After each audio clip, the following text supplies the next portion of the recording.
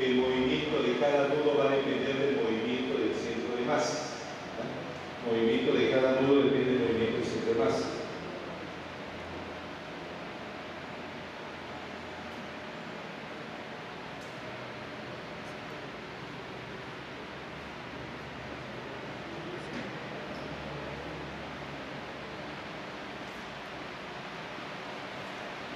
Es decir, si yo tengo una losa,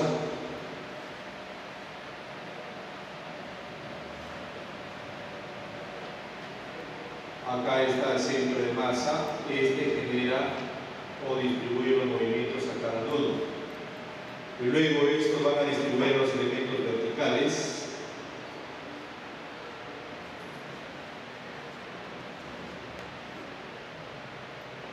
Transmiten a los elementos verticales. Y se genera lo mismo.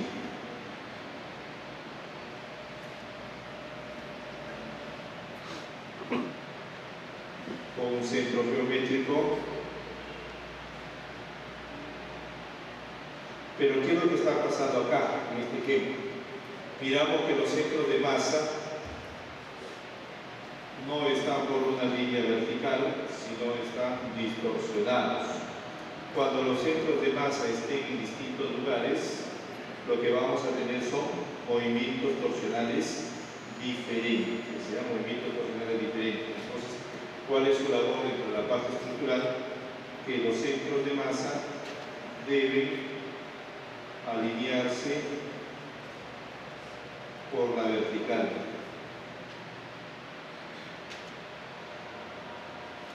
Para evitar grandes torsiones y daños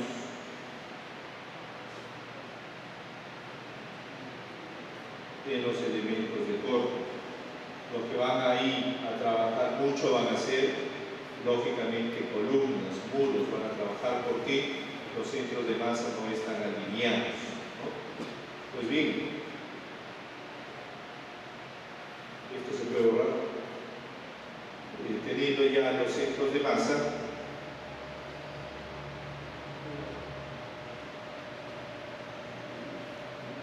¿cuáles vienen a ser los grados de libertad?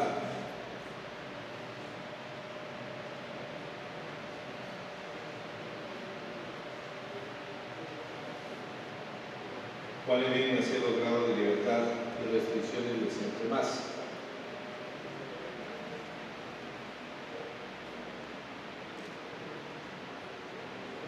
Entonces, ¿qué entiendo por centro de masa? Centro de masa es el lugar geométrico donde yo voy a imponer el movimiento.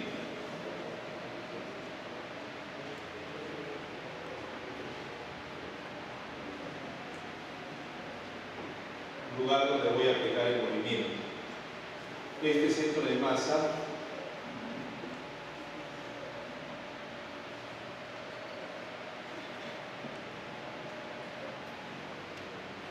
por acá me sale el centro de masa, tiene unas excentricidades. Excentricidad en X y excentricidad en Y. Estas excentricidades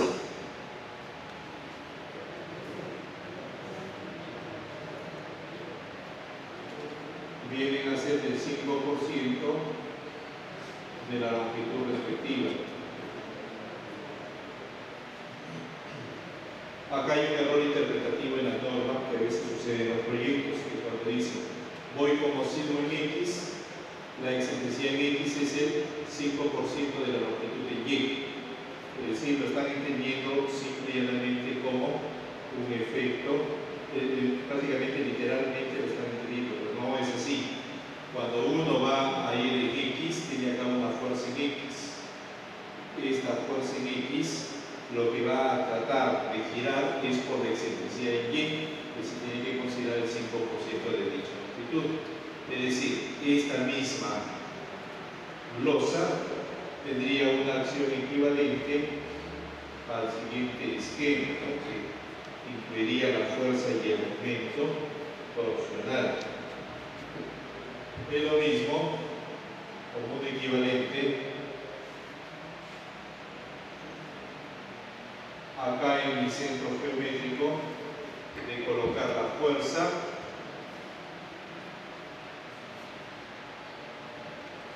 más el momento torsional, que es la fuerza en X por la excentricidad en Y. A eso se refiere. Si tú vas en la dirección X, la excentricidad que estás considerando es la de Y, no estás considerando la de X, estás considerando la de Y, que es el 5% de la dimensión perpendicular a la excentricidad. Eso es entendible, ¿no? Y cuando vas en la otra dirección vas a tener lo mismo. Entonces acá, ¿qué movimiento vamos a tener? Desplazamiento en X, rotación en Z, ¿no? Como movimientos. Para el otro caso,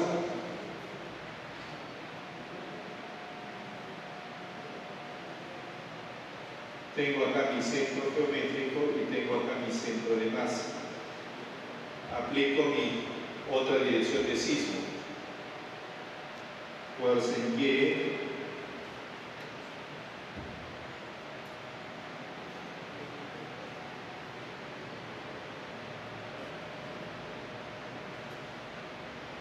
entonces su acción equivalente sería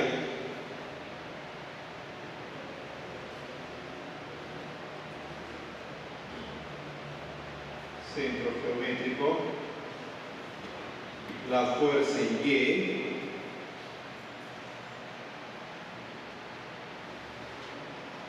más un momento que la fuerza en Y por la excentricidad en X, ¿no? Momento. Entonces, ¿qué otro desplazamiento vamos a tener? Desplazamiento en Y, rotación en Z. De todo esto podemos deducir que los grados de libertad del centro de masa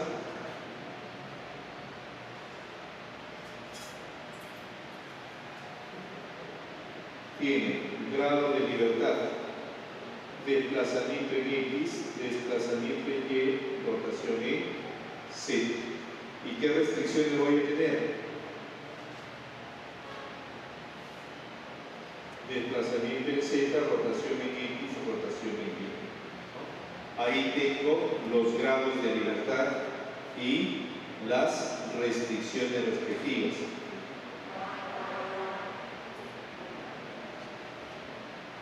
¿Cómo calculo este centro de masa? ¿Cómo voy a calcular el centro de masa?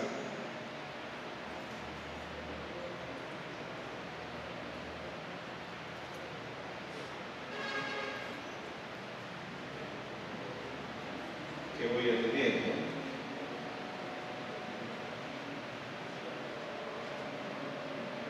Pues bien, el centro de masa lo voy a calcular de la siguiente manera, ¿no? La determinación del centro de masa. Primero, voy a calcular el centro de masa inicial, que depende de los pesos y las coordenadas de los centroides de cada uno de los elementos de corte, y luego voy a calcular el centro de rigidez para finalmente con la excentricidad calcular el centro de masa final, ¿no? Centro de masa final. Pues bien, entonces genero la ubicación del centro de masa.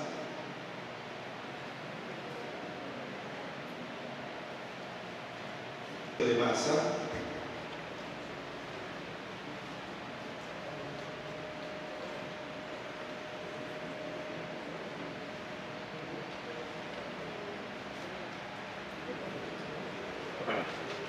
la ubicación del centro de masa es la siguiente, ¿no? Primero voy a ubicar el centro de masa inicial.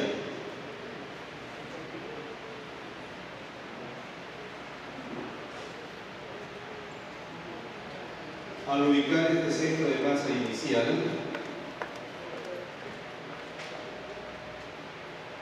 viene a ser la sumatoria de los pesos por sus coordenadas sobre la sumatoria de pesos.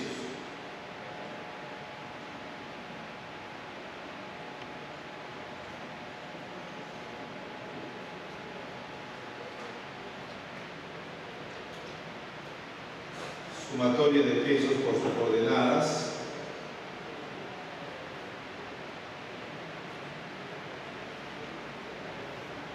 Peso de cada elemento de corte. Acá no ingresan elementos horizontales, sino elementos de corte.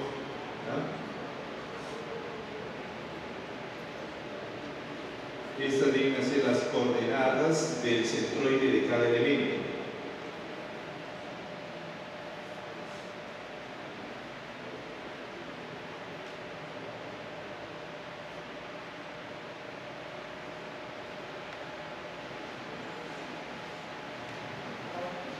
Elemento de corte. Muy bien. Habiendo obtenido el centro de masa inicial, luego se va a determinar el centro de rigidez.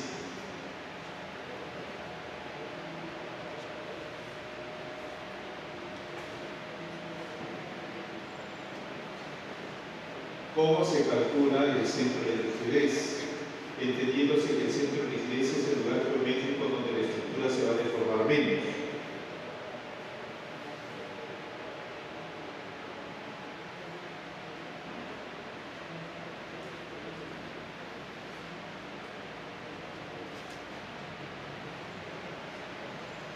Este centro de rigidez lo voy a obtener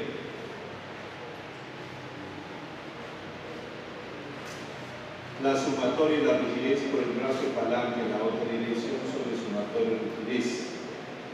Y el centro de rigidez, sumatoria de rigidez por X sobre sumatoria de rigidez. Un brazo de palanca. Donde K es la rigidez de cada elemento de corte.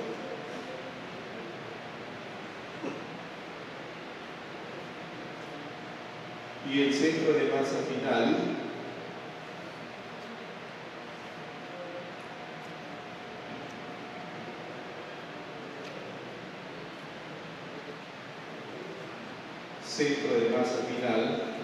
viene a ser obtenido como X del centro de masa inicial más o menos la excentricidad en X. Y del centro de masa, y del centro de masa inicial más o menos la excentricidad en Y. ¿Por qué se coloca más o menos? Porque si está así, centro de masa y centro de rigidez,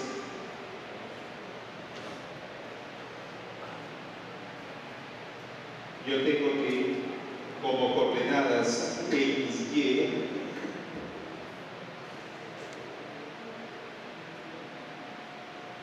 tendría que X del centro de masa menos X del centro de rigidez es positivo. Y del centro de masa menos Y del centro de rigidez también es positivo. Eso implicaría que la excentricidad se corre en la dirección positiva.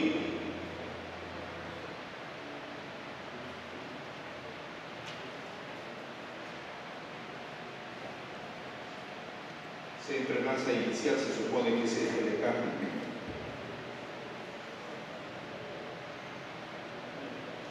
Entonces yo voy a correr a partir de este punto mi centro de masa final, excentricidad en Y, excentricidad en X.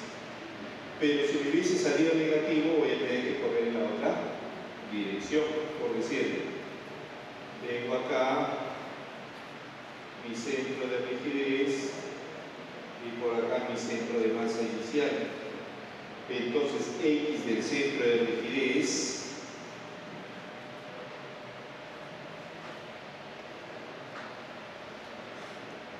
X del centro de masa menos X del centro de rigidez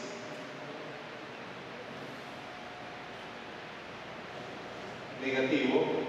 Eso implicaría que ya no se va a correr hacia el lado derecho, sino se va a correr hacia el lado izquierdo, la excentricidad en X.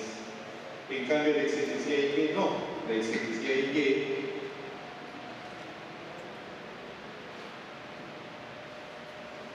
nos sale positivo, sigue corriéndose hacia arriba.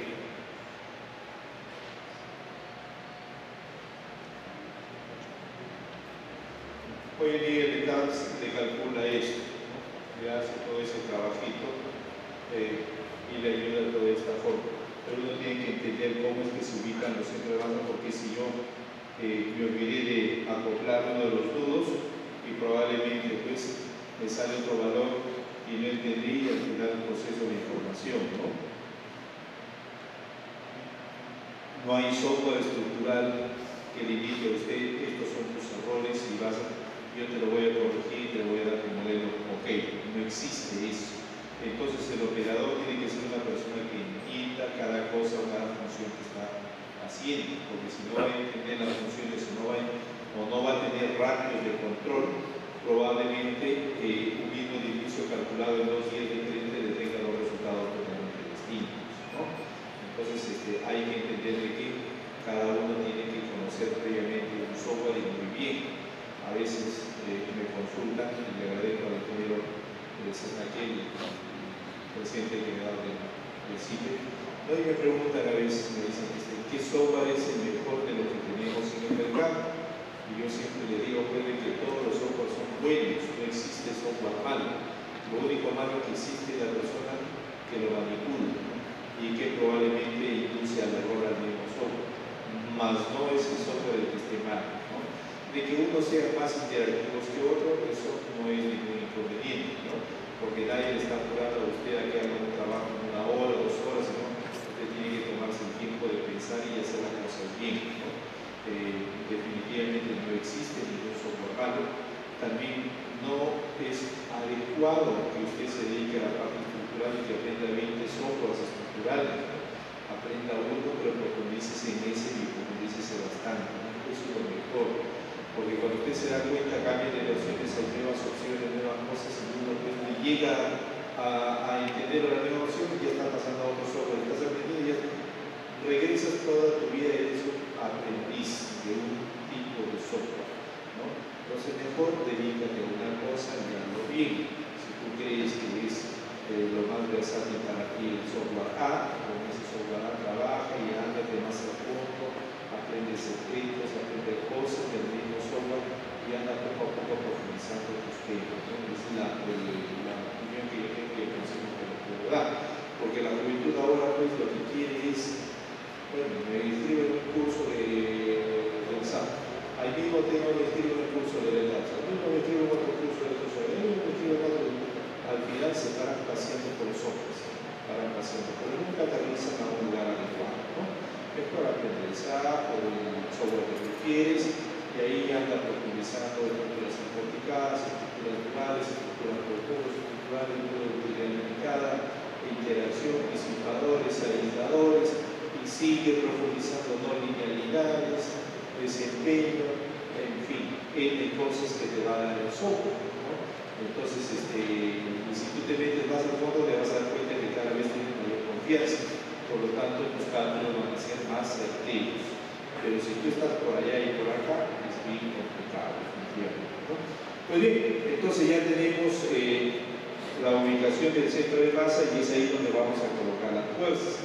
Pero la norma previamente nos dice que debemos de evaluar las irregularidades, tanto en altura como en plano. Y nos dan 4 irregularidades para la altura: piso blando, masa geométrica vertical y discontinuidad de los sistemas estructurales o los sistemas. Entonces ahí nos indica, bueno, esto es lo que tú tienes que hacer para las irregularidades y usted elige la irregularidad, ¿no? ¿Es o no es irregular? Siguiente. Pasa a las irregularidades en planta, también 3 irregularidades: torsionales en el traje y discontinuidad del diafragma. Lo mismo, hace las 3 irregularidades, ¿no? Si le sale regular, no hay problema, el R que va a tomar es el normal. Pero si le sale irregular, le dice la norma: R de irregular es 3/4 del R regular. Entonces va a tener que factorar, ya va a tener que factorar. Por decir, el R de una estructura complicada, de cualquier reclamado es 8, pero si salió como irregular, no debo de considerar 8, sino 3/4 de 8. En pocas palabras, 6 debo de considerar. Considero 6. ¿Ya? Siguiente, por favor. ¿Cómo se hace el análisis estático? ¿Cuál es el procesamiento de todo el análisis estático? En la norma nos indica, puede usted realizar un análisis estático como puede realizar un análisis dinámico. Iniciamos con el estático, está permitido en la norma la E030, pero nos habla de ciertas condiciones. Primero, que los edificios deben de ser regulares. Es decir, para un irregular no trabaja. No debes de aplicar la norma por el análisis estático.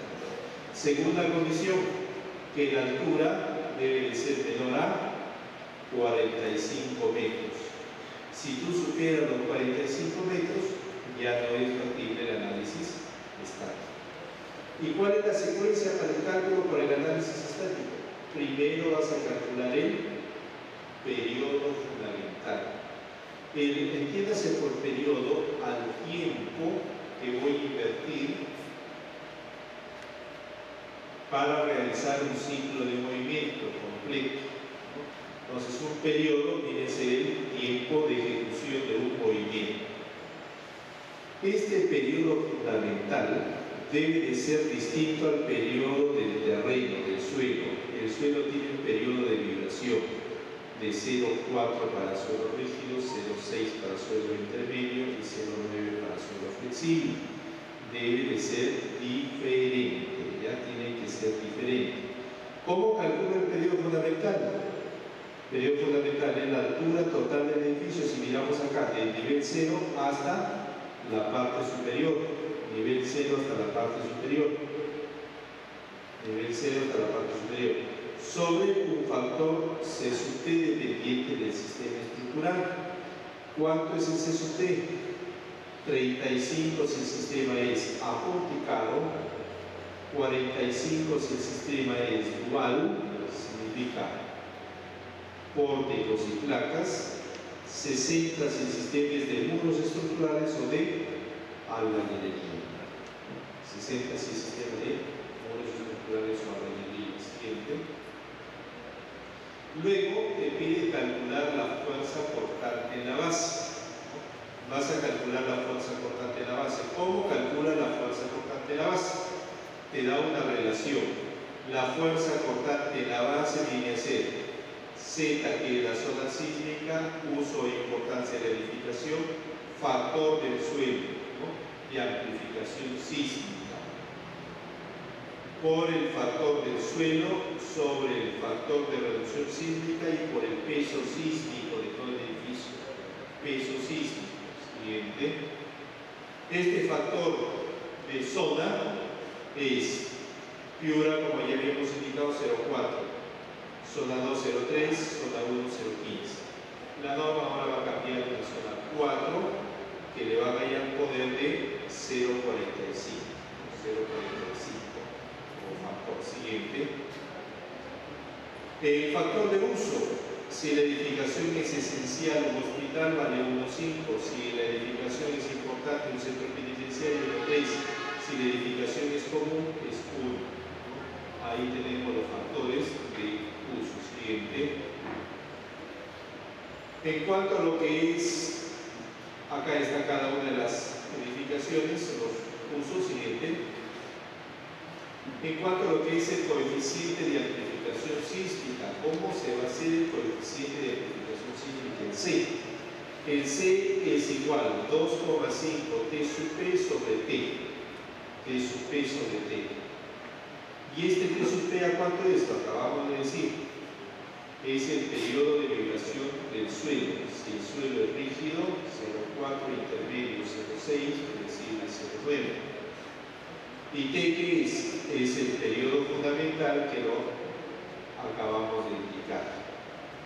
Este C tiene que ser menor a 2,5. Si el C es mayor a 2,5, asumimos 2,5. Y si es menor que 2,5, asumimos su verdadero valor, ¿no? Verdadero valor. Siguiente. El factor del suelo. Acá está lo que habíamos indicado. El factor del suelo, si el suelo es rígido, T sub P 0,4, factor del suelo 1. Si el suelo es intermedio, T sub P 0,6, factor del suelo 1,2. Si el suelo es flexible, T sub P 0,9, factor del suelo 1,4. Siguiente. En cuanto al R, el R, ¿cómo sería el factor del R? ¿No? El R va a depender del tipo de sistema estructural. Entonces, si tenemos de concreto armado y son pórticos, el R es igual a 8. Si tenemos un sistema dual, el R es igual a 7. Si tenemos de muros estructurales, el R es igual a 6. Si tenemos muros de utilidad limitada, R es igual a 4. Si tenemos albañilería, R igual a 3, siempre y cuando se calcule por esfuerzo último. Si se calcula por esfuerzo admisible, R igual a 6. Para que sea, nos dice, si es pórtico, ¿qué significa para un pórtico? El 80% del cortante lo absorbe los pórticos y el resto los muros. Siguiente. Si se trata de un sistema dual, por lo menos nos dice de que el 25% tiene que ser absorbido por los pórticos y el resto tiene que ser absorbido por los muros, por lo menos del 80%. Si es un sistema de muros estructurales, más del 80% lo absorben los muros, Para lo que es albañilería, si es esfuerzo admisible, lo que le decía, R es igual a 6. Cuando una estructura es irregular, el R es igual a 3/4 de regular, porque habíamos indicado, 3/4 de regular. Siguiente.